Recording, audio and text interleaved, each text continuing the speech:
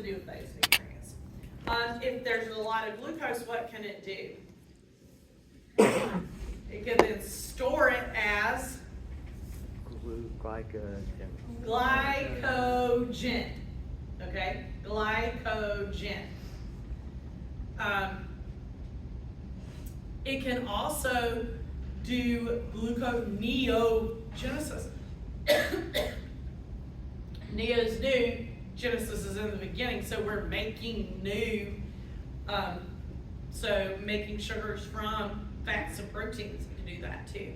So we also know that it processes the nutrients. We also know that it produces bile to break down fats. That's emulsification. Okay.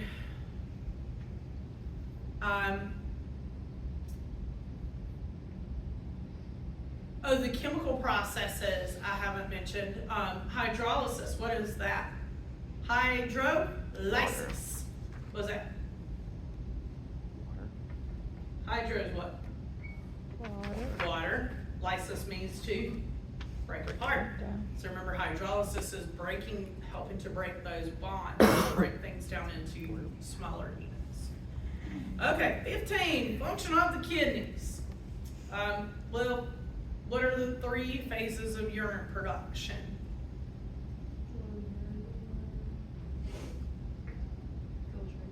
Yep. Tubular reabsorption and tubular secretion. Where does glomerular filtration happen?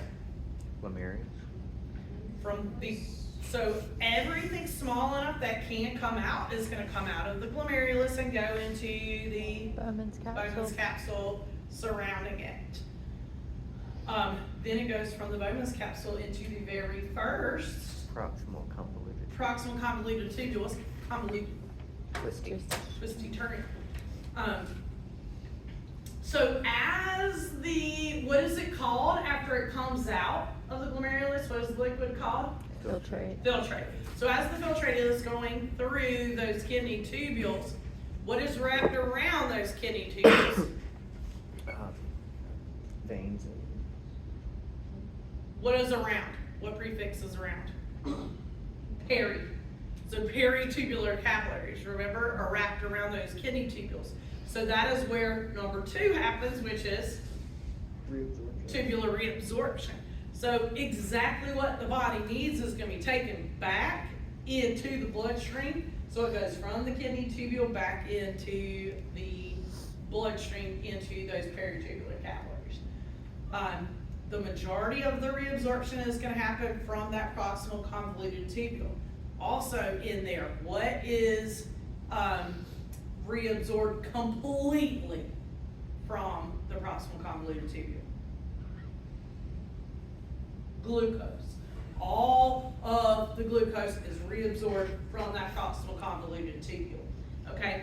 If it's not, because your blood glucose levels are so high, which indicates what? Diabetes. If not all of it is reabsorbed, then it can spill over into the urine, right? Which would be an indicator of diabetes. Also, all of the amino acids are reabsorbed there from the proximal convoluted tubule. Someone with like 1 kidney, how much harder is it to stay? Like, is that like life-threatening if you don't take care of it with filtration and all that? Well, as long as you have 1 functioning kidney, you can live a completely normal life. I think I've told you that one of my friend's sons was born with only 1 kidney. And the only thing they told him was don't play any contact sports, so you don't injure that 1 kidney that you have. But you can live with 1 kidney perfectly fine. But they do like a bunch of kidney transplants. Oh, yeah. Yeah, there's so many kidney transplants. And people that are on dialysis, I would say most of them are on the list for a transplant, unless they're just so sick that they don't.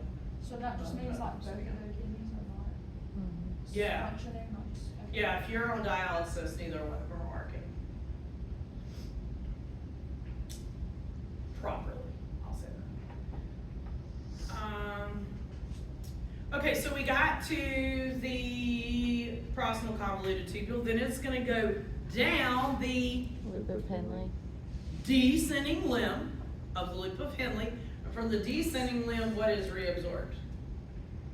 Lots and lots and lots of water. Okay, then you have the ascending limb of the loop of Henley that goes back up. And what is reabsorbed from there? Ions. Okay, and then the last part, it goes back out into the cortex. So the last is the distal convoluted tubule. So more ions are reabsorbed from there. And then whatever is left is dumped into the Collecting duct. collecting duct. So the collecting duct is gonna go down through the renal pyramid and go through the little papilla, the little holes that are like a little nipple, into the very first open space, which is called the Minor calyx, minor calyx, and then the major calyx. major calyx, and then the funnel-shaped renal pelvis, and then into the ureter. Okay? How about the blood flow? So the blood's gonna go to the kidneys, in through the renal artery, and then it segments into segmental arteries, and then those go in, those split and go in between the, Interlobar. yes, in between the pyramids as interlobar, and then they arch around the outside of the pyramids as arcuate, and then the beautiful lines branching off of that are the cortical radiate, because they're radiating out into the cortex. Okay? Those cortical radiate arteries either become or branch to go into the glomerulus as what? What is in? Efferent. Afferent. Afferent is going in. Remember that afferent arteriole is much bigger than the efferent coming out. Okay? So that creates pressure. It's called hydrostatic pressure to force stuff out. So where does the stuff come out of? The glomerulus in between what? The little foot processes of the podocytes, right? And there's also pores in the capillaries called fenestrations. So it helps to allow more stuff out.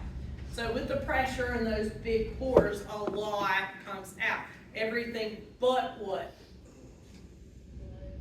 Red blood cells, proteins, and white blood cells, because they're all too big.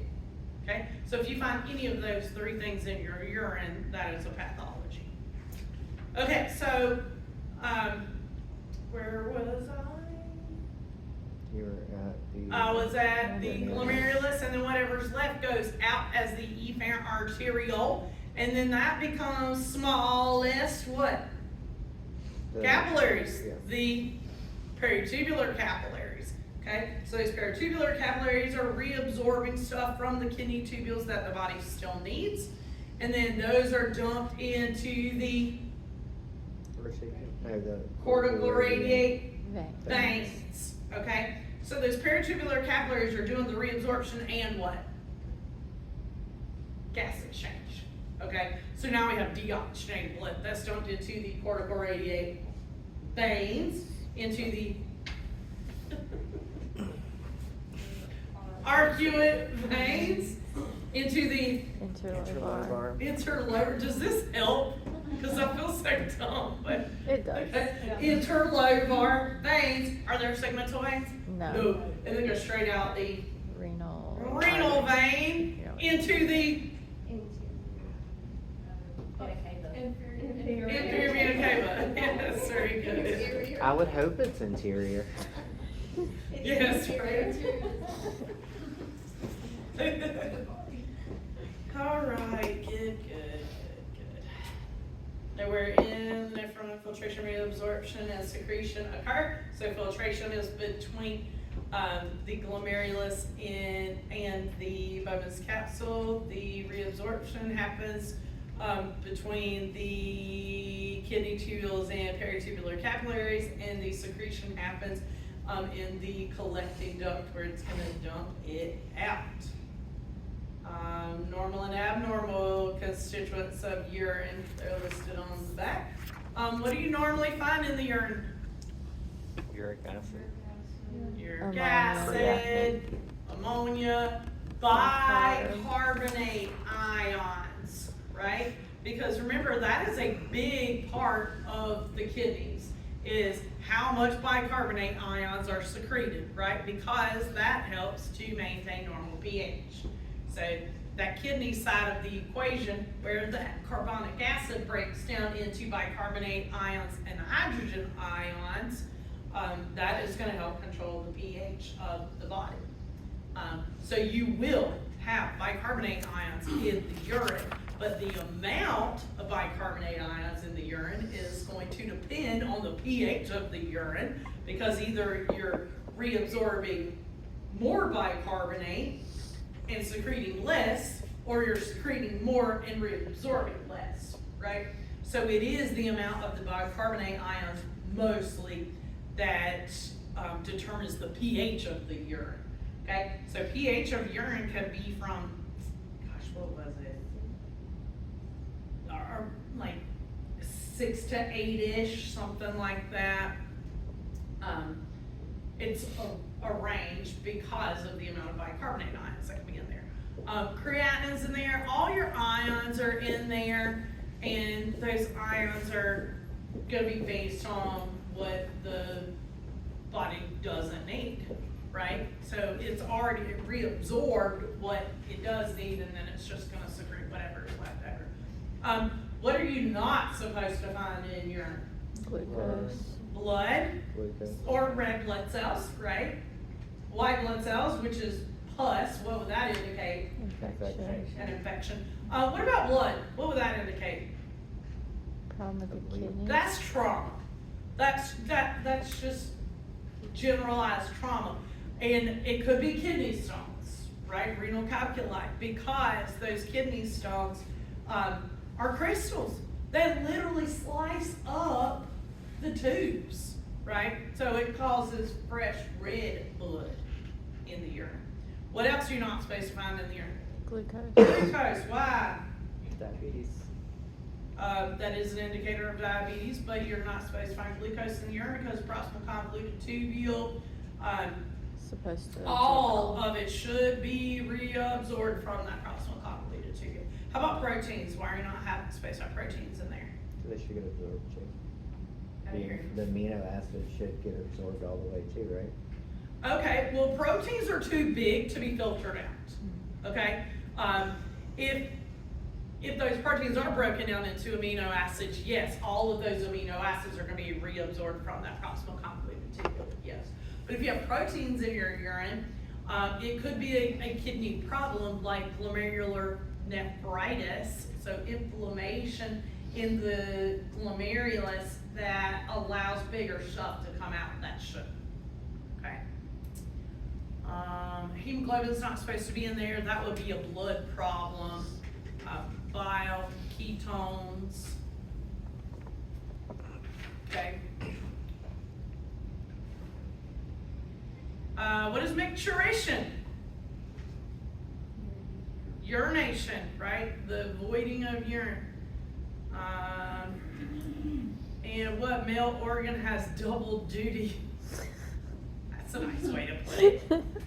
For urinary and reproductive systems. Urethra. The urethra.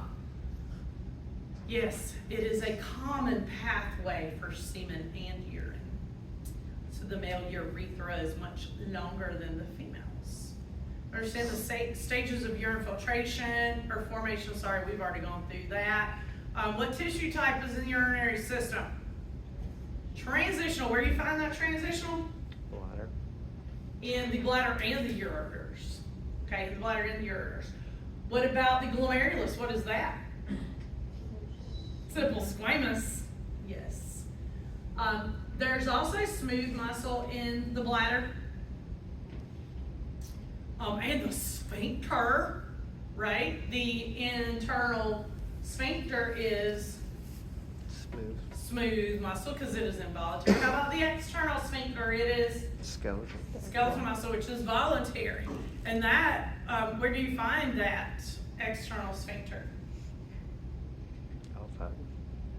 The pelvic floor, right, which we call the urogenital diaphragm. In females, that pelvic floor has 3 orifices, right?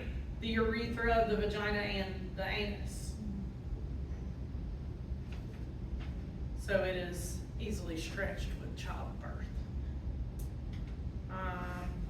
No, the capillaries surrounding the nephron and their functions, those are your peritubular capillaries. They're gonna reabsorb stuff that the body still needs from the kidney tubules and secrete it as well. Whatever's left over goes into the collecting duct, which is gonna go out as urine. Understand how ADH is released and where and for what functions. Okay, antidiuretic hormone is produced where? Posterior. It is released by the posterior pituitary. It is Hypothalamus. produced by the hypothalamus. Yes. So when would antidiuretic hormone be released? Too much water? When you're dehydrated. You're dehydrated. So that antidiuretic hormone goes where? Kidneys. To the kidneys and says, reabsorb more water. Okay, reabsorb more water. How about the renin-angiotensin? I posted that, right? Did y'all see it? I posted that flow chart. Okay, renin-angiotensin. So, angiotensinogen is converted into angiotensin by renin. And then we have ACE. And then what does that do? What does the angiotensin do? It's the same as like the antidiuretic hormone. It does the same thing as that. So it is going to stimulate antidiuretic hormone, so more water is reabsorbed. It is also going to stimulate aldosterone release. Okay, what does aldosterone do? Tells the kidneys to reabsorb what? Sodium. Aldosterone is secreted by the outer layer of the adrenal cortex, okay? And that is gonna reabsorb more sodium. And what goes with it? Water. Why? Because water follows salt, okay? So if you're reabsorbing more sodium, you're gonna be reabsorbing more water. So all 3 of those are the same, do the same thing. Antidiuretic hormone, aldosterone, and that renin-angiotensin cycle. All of those are gonna be reabsorbing more water. What is the only one that is different, that is going to secrete more water? Atrial natriuretic hormone or peptide, okay? When would that be released? When you have high blood pressure, okay? So it is gonna act as a diuretic and make the kidneys release more water, fluid, okay? So those are your hormones. And we don't have reproductive on your test. Make sure you know all those prefixes, because you know there's usually like 3 or 4 questions related to all of those prefixes that are on the first couple pages.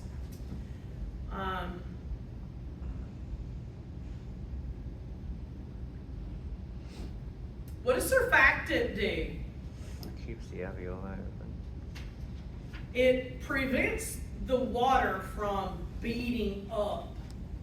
So it kind of helps distribute the water on the inside of the alveoli so it doesn't beat up and make the alveolus collapse. And it is secreted by the great alveolar cells.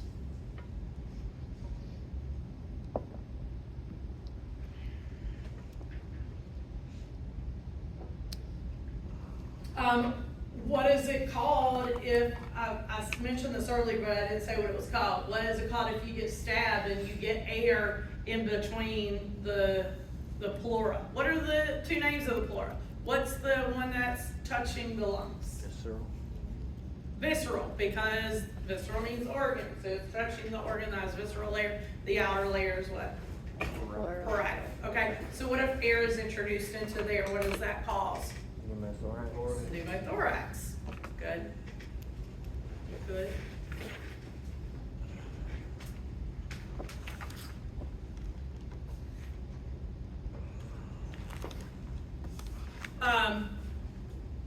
What is partial pressure?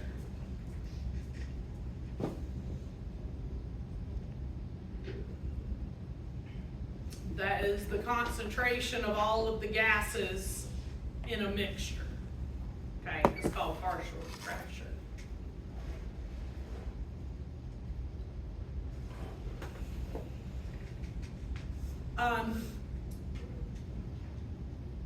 Why would we change the respiratory rate? Absolutely.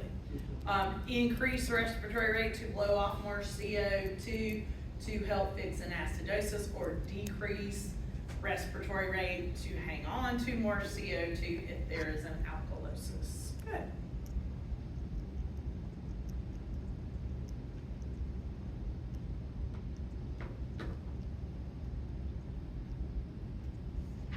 Oh, how about this one? Where's most of the oxygen carried in the body? In the blood, where? Alveolar. What blood cell? Capillaries. Yes. Good. I get through. So the majority of the oxygen is bound to hemoglobin and is transported as oxyhemoglobin, right? What about most of the carbon dioxide? It's going to dissolve into the blood plasma and be carried as what? Bicarbonate ions. Bicarbonate ions. So it doesn't make an acidosis. Okay. So most of the carbon dioxide is transported as bicarbonate ions. Very, very little of it is bound to the hemoglobin. Okay, that's usually pretty much the oxygen.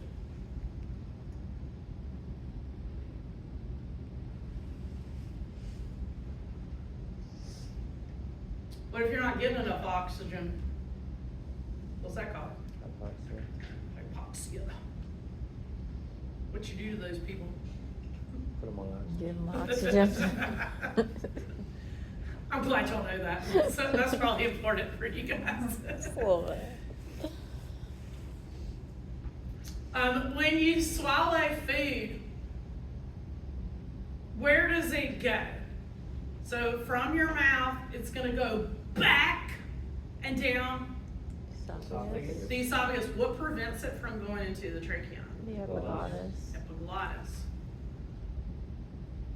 How many lobes do the lungs have? Three on one side, right? Which is which? 3 on the right, 2 on the left. Right side has. Right side the has left side 3. has 2. Yes, the heart is a little bit more on the left-hand side, so the left lung has 2 lobes, the right lung has 3. It's bigger. There's more room. There's more room over there. So inside that alveoli, what do you find inside that alveoli?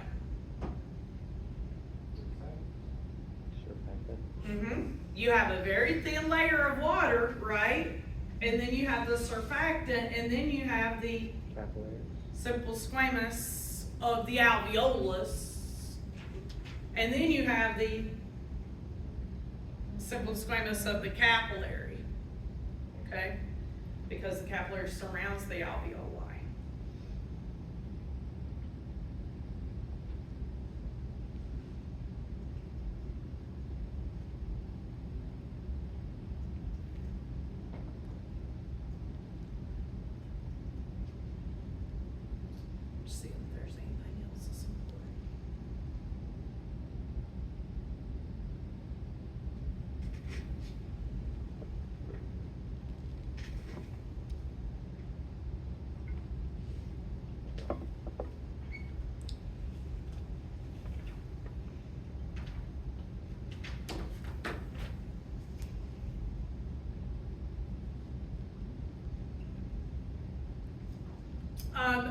We talked about a few diseases that affect the lungs, like what? Asthma. Sure, asthma, which is like Emphysema. inflammation and constriction. COPDs like, chronic bronchitis, lung cancer, emphysema. Emphysema is what? The breaking of the When the alveoli walls start to break apart. What about alveoli. pulmonary fibrosis? What does that do?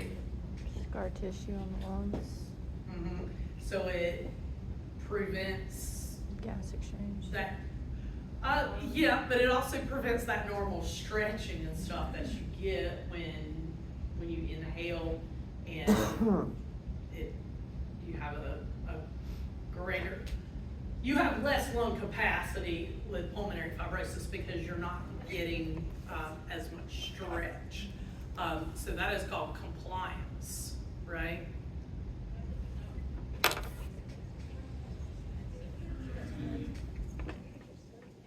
So the compliance is how well the lungs can stretch.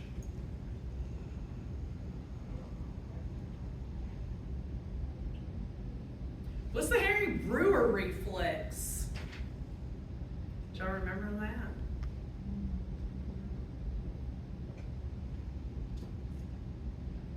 It prevents what? I mean, like it prevents your lungs from exploding. Yes. So, yeah, it, like, you can, you can inhale as much as you can, but the medulla is gonna stop that respiration at a certain point so that you don't overinflate the lungs. So, you can only get maximal chest expansion, and the medulla will make sure that you stop.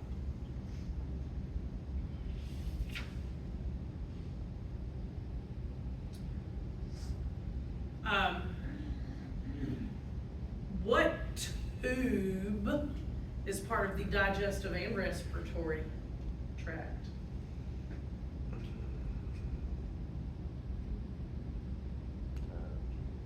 Crazy. Not the trachea, that's just air. The esophagus is just food. Where? Oropharynx. Good job. Good job, oropharynx.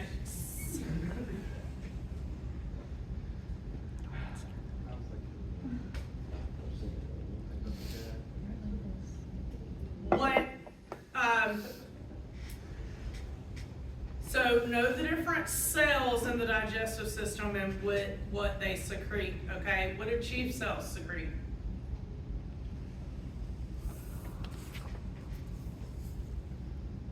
Pepsinogen and gastric lipase.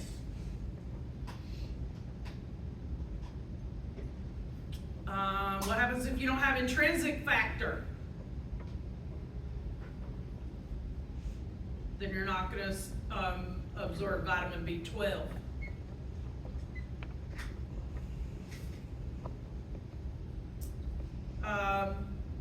What are the organs that are attached to the alimentary canal that are also part of the digestive system? Like big parts. Accessory organs. Yeah, they're called accessory organs, but what are they? Gallbladder, Gallbladder, liver, pancreas, liver. Liver is a huge part of the digestive tract because not only is it secreting bile to emulsify fats, but it's also taking all of that blood from the digestive viscera via the hepatic portal vein to the liver for processing of those nutrients, right? And it can store excess glucose as what? glycogen. Glycogen. Yeah. The pancreas is part of two systems. What are they? Endocrine, digestion. Endocrine and digestive. So the endocrine function is the production of what? Insulin and glucagon. Insulin and glucagon. The digestive function is what? digestive enzymes, right? That would be the exocrine function because it exits through a duct that we call the main pancreatic duct.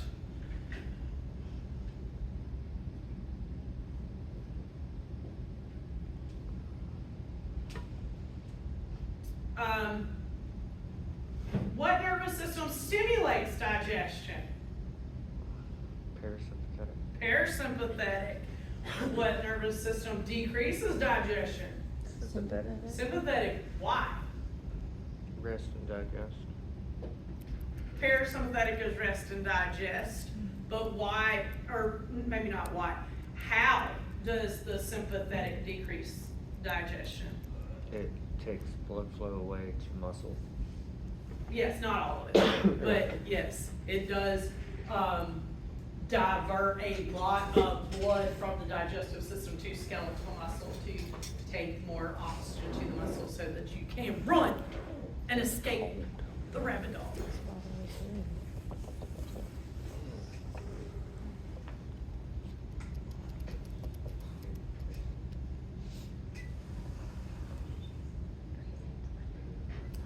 What's the functional unit of the kidney called?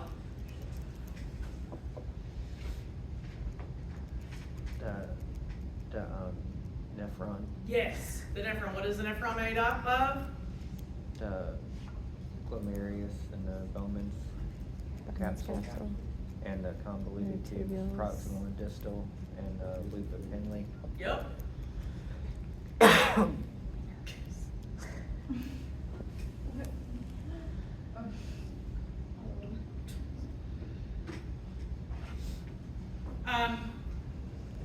What drives that filtration in the kidneys? Pressure. Yup. Why?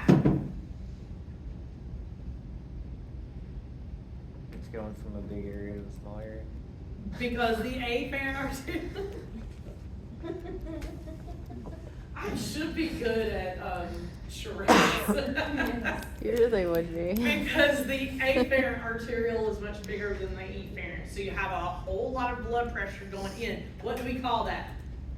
The glomerular filtration rate. Okay.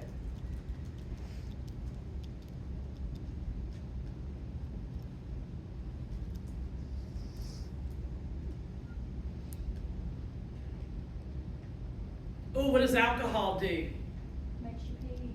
It does. I know that. We say it like every class. Good answer. Because I proved it last weekend. But how does it act as a diuretic? How? It's a poison. Yeah, literally. No, that's right. That's right. I don't know if you said it exactly right, but it inhibits ADH secretion. Yeah. So if you're not reabsorbing more fluid, you are getting rid of more fluid. What does caffeine do? It also makes you pee. Why? No. No, it increases the blood flow to the kidneys. And that kind of makes sense because just think how it jacks you up so things are going a bit quicker, right? That's how I think about it. If you're all jacked up from the caffeine in your coffee, then everything starts moving faster, right? That's why I drink coffee, is to get me moving faster. So now you're sending more blood to the kidneys. I think y'all are gonna do well. I hope so. Y'all are gonna do well. Well, there's a lot of questions. What's peeing called? Micturition. Can't say that. Micturition. Say it, but. What happens when you get old? Everything slows down, breaks apart. Your check engine light starts flashing. Is that what that is? That's what Mom says. She goes, when you hit like 35, it comes on a little bit, and then she says it goes off, but when you hit about 60, it just starts flashing at you. Your car starts beeping. It just stays on. Oh, gosh. What's the difference between filtrate and urine? Filtrate still has all the nutrients that hasn't been reabsorbed yet. Exactly. So the filtrate is what's going through the nephrons, convoluted tubules and lipofamily and stuff that is still being reabsorbed from. Urine is what's left over after the reabsorption has occurred.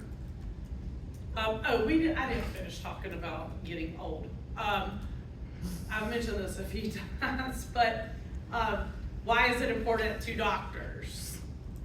Because your body's not gonna get rid of the medication like it should. Exactly. So when they prescribe the drugs, they have to take your age into consideration, because the drugs aren't cleared as quickly.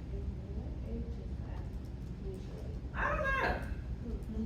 Obviously, I'm a chiropractor, so I never prescribe drugs. Yeah. Like, we just don't, we do vitamins and Just supplements wonder how they and stuff do like that, that, but. blood test or something. So usually, yes, if you have a good doctor, yes, they will start out with a lower amount and see how it works. With you, if it's something that you have to take like daily, Yeah.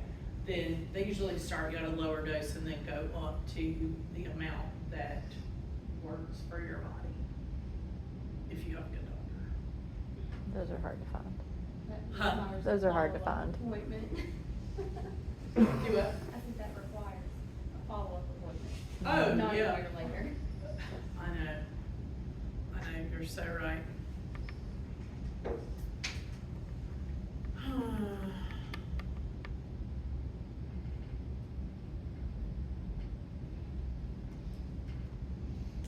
What does aldosterone do again? Reabsorbed sodium. Reabsorbs sodium, which also causes the The absorption of water. reabsorption of water. We talked about aldosterone, antidiuretic hormone, and the renin-angiotensin cycle. All of those can be triggered by what? Low blood pressure. Low blood pressure, because they're gonna cause the reabsorption of water. So if you're reabsorbing more water, you are increasing your body fluid volume, which will increase your blood volume, which will increase your blood pressure. Okay? Atrial natriuretic peptide or hormone, that goes the opposite. It is released when your blood pressure is too high, and it acts as a diuretic to get rid of more fluid.